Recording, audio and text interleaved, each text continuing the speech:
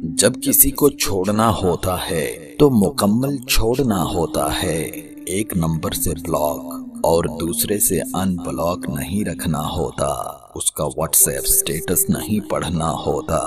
उसका last scene बार बार check नहीं करना होता।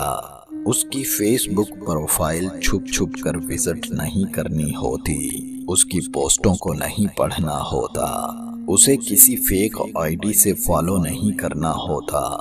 समझ में आई है ना बात?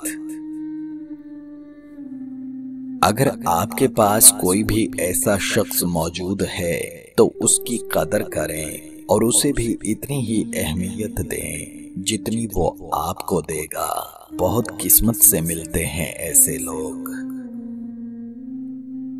8 अलामात जाहिर करती हैं कि सामने वाला आपको अहमियत देता है। नंबर 1, वो हमेशा आपकी सारी बातें सुनते हैं जो आप कहना चाहें और आपके नजरियात को अहमियत देते हैं। नंबर 2, आपको जब कभी जहां भी उनकी जरूरत हो वो हमेशा खुद से मौजूद रहते हैं। नंबर 3, हमेशा आपको खुद के मामलात में शामिल रखते हैं और अपनी जिंदगी में अहमियत देते हैं। नंबर 4, हमेशा आपके पर्सनल लाइफ का ख्याल करते हैं और आपके रिश्तों को अहमियत देते हैं।